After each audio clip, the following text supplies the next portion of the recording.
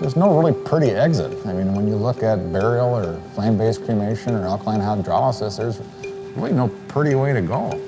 Why the public hasn't really embraced it, I don't see it, but I believe alkaline hydrolysis will be the wave of the future.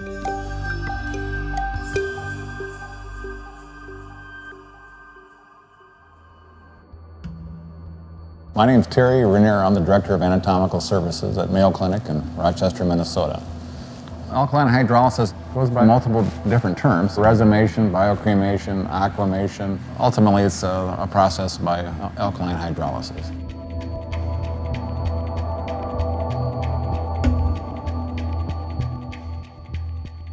Welcome to our alkaline hydrolysis unit. A donor that we biocremated, so we decided to leave the remains in here so that you could view what it looks like after a typical cycle. Well, as you can see, it looks real angelic. It looks very pure and clean.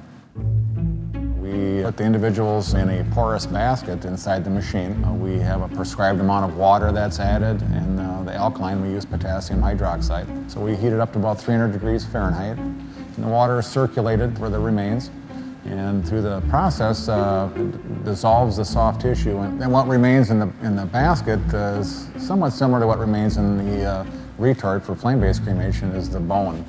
So as you can see, the bones it's very white. We have, here's a part of a rib right here. It's just too light.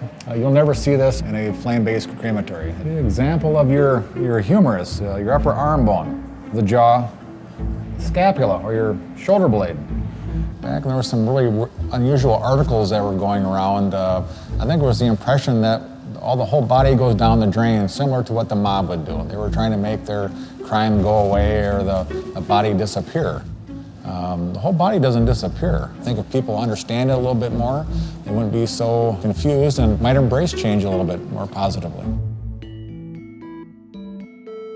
There's a lot of challenges for earth burial. Our communities are so transient. There's an opinion that we're running out of burial space.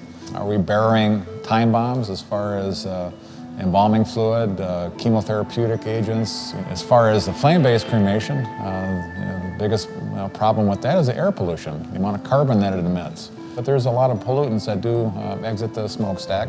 When you get into the world of water reclamation or water pollution, and the amount of fluid that we discharge is relatively small and is easily treatable.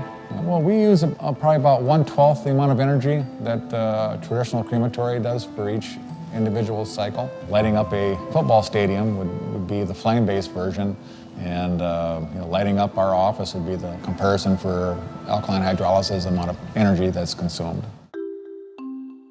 Anything that's not a protein would be recovered during the process. Certainly some of the titanium and stainless steel artificial joints would be recovered. As an example of an artificial breast that was recovered, an artificial testicle that was recovered. Flame cremation, certainly none of the plastic, the Teflons would definitely not be in the vessel after the flame-based cremation. I think there's some hope there for reimplantation. These joints could be recovered from the alkaline hydrolysis process. They look just as shiny as the day they went in, and I think with perhaps resurfacing or refinishing, they could be reused for future users at a minimal expense for the next generation of healthcare. Healthcare is a big topic these days, and the expense of it, and anything we can do to contribute to holding those costs down, I think would add to the benefit of this technology.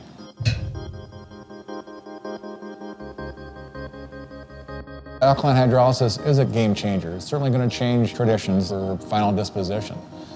It's a lot more greener process. The carbon footprint is much smaller. I think you look at communities like Los Angeles or Tokyo or some of these densely populated areas where they're already struggling with air pollution. This is a way to help and make a change in that, positive change.